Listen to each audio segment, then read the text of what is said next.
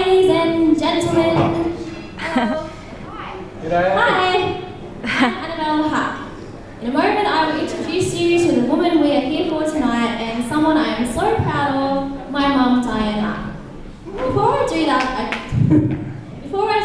I just wanted to say something brief about my mum and what we have been doing. Over the past 8 weeks, I have been right by her side campaigning with her for her to be your next local federal member. We are and have been a two-man band, having to do everything just the two of us in regards to campaigning and boothing, handing out flyers, whatnot. As opposed to her opposition, who each have hundreds of people helping them every day at their campaigning, wearing their coloured shirts, at the booths and at the debates cheering them on. Not only do both of my mum's opposition have the people out there helping them and doing a lot for them, they also have the money for the billboards, pictures on buses and in shop windows, and hundreds more core flutes than Mum has been able to put up.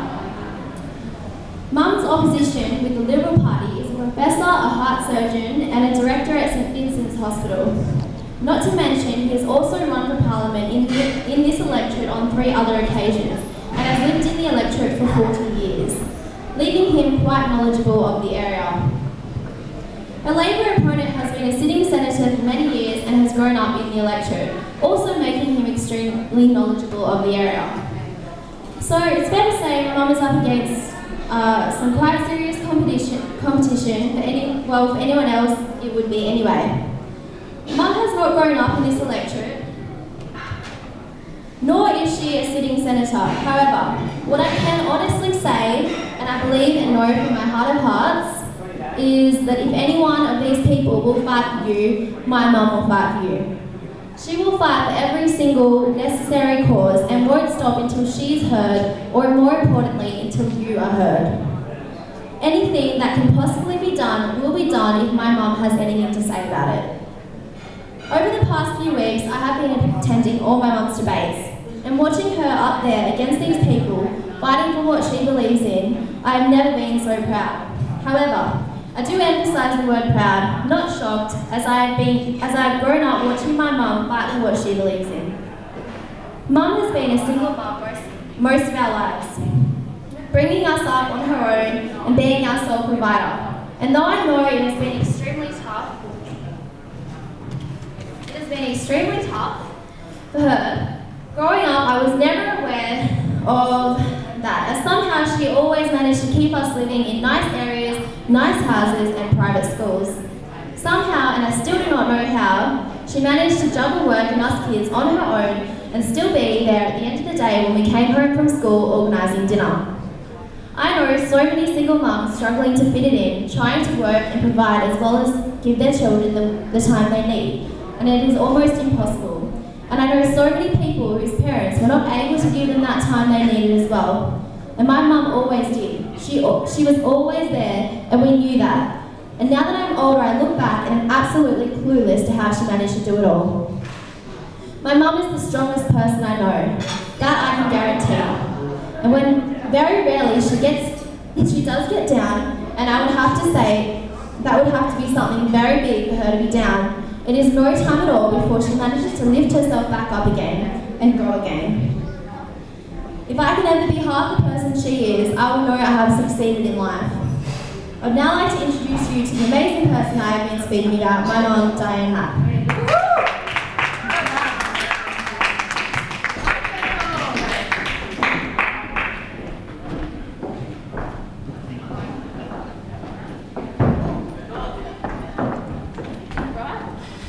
When I wiped away the tears for a minute, how nice was that? Oh, that was so nice, thank you, darling. Oh. Anyway, there's a lot more people coming tonight. I don't know what happened, but I don't care. You're all here, and you are in my electorate, most of you, so let me tell you what I'm about, what my party's about. The reason that I joined the Power Party is at the time there was Julia Gillard or Tony Abbott. I've always been a swinging voter. I'm one of the few people in this country that bloody count, right? Because I know politics well, I'm a political animal, and I really look at who I should vote. I've never just voted one party. And I believe more than anything, you look at the leader of the party. Because it's like a company, they are the CEO. And the CEO will dictate if a company works or it doesn't work, if it succeeds or it fails. And the leader of a party puts the ministers in, he sacks the ministers and he makes the decision. So you must vote the leader. And I could not vote, at the time it was Gillard, and I couldn't vote Abbott. And when Clyde Palmer came along, I thought, oh my God, thank you, there's an alternative. This is a self-made billionaire. I think he knows how to make money. Our present politicians only know how to spend money. We are seriously on the border of bankruptcy. Every day there is a business closing a door. Every day you see a car yard closed, a retail outlet closed, an office closed.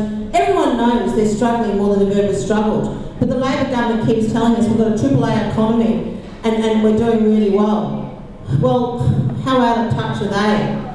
There are single mothers rolling up at refugees. There's single mothers who can't put a roof over their children's head, who are sleeping in cars, sleeping on floors. There are businesses closing every day. There are pensioners who just on the pension can't even afford to eat. This country is in a serious bad way. You know, if it keeps going with the present governments, we'll end up like Greece, we will end up bankrupt.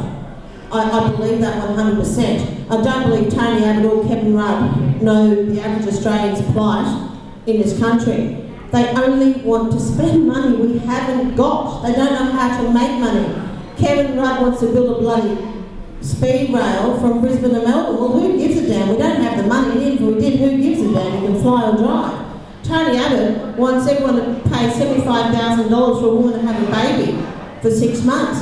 Now here's this poor, woman or man earning only $50,000 who's got to pay taxes to pay someone $75,000 to have a baby. Even women that have babies know that's nonsensical, nor can the country afford it. We cannot afford it. So they will send us broke.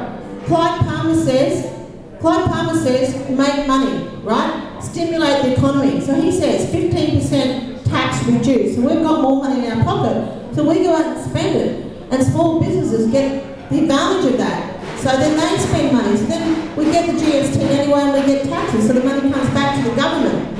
He says, in this country at the moment, all businesses in advance every quarter have to pay as if they've earned a guesstimate of what the government says you're going to earn for the year. It comes to $70 billion a year, and we pay it quarterly. He says pay it annually, put that $70 billion back into the country, and they spend it over 12 months. Firstly, we get $7 billion GST, but that money keeps changing hands and changing hands and changing hands. He's just got common sense policies. They're common sense policies.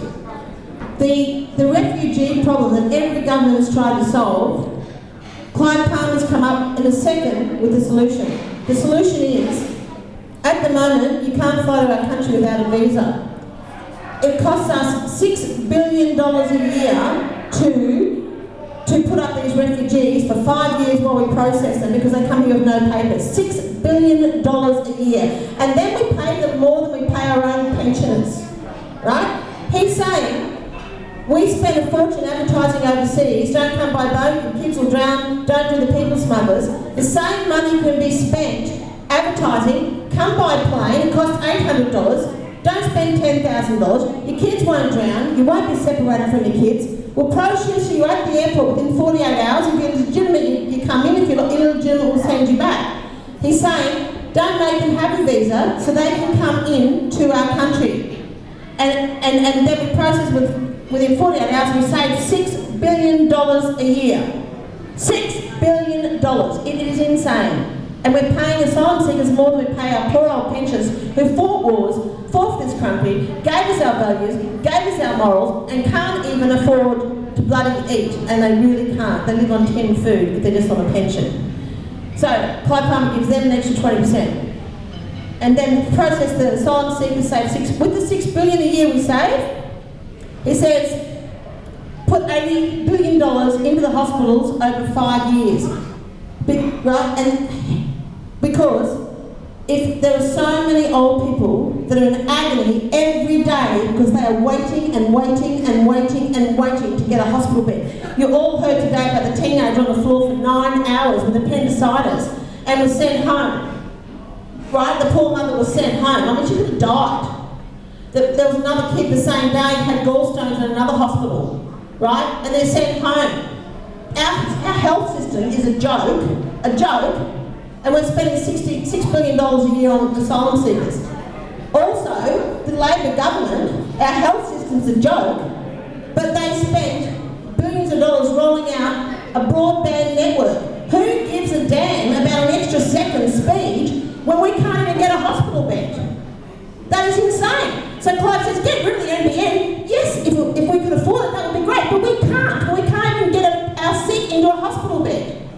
Right? Common sense. Clive Palmer is about common sense. He's a brilliant man, he's a self-made businessman. Politicians are useless. Tony Abbott is useless. He's been in politics all his life, he's a dude. He makes policy on the run. Let's just pay everyone maternity leave, $75,000, because I want to prove I'm not a sexist. You know, just because he said someone was sexy as a candidate, because he said, school kids, I want all schools to be one sex, even public schools. I mean, please, take us back to the dark ages. I think private schools should be co-ed, not public schools be one sex. He puts Pauline Hanson in jail because she's a female, and wasn't even accountable. He is sexist. So just to prove he's not sexist, because everyone picked it, he brings out maternity leave, $75,000 for 6 months. He's a really clever man. He's who you want to run this country. He's who you want to make money. Kevin Rudd finally gets his gig back. He finally gets it back. And all he can do is bring in a speed rail from Brisbane to Melbourne, and let's move the Navy from Sydney to Brisbane. Another millions and millions of dollars. The Navy's happy where it is. All they want to do is spend money, and they're stupid. I want a bigger house, I want a bigger car, but I haven't got the money. You can't spend the money when you haven't got it. The biggest thing we have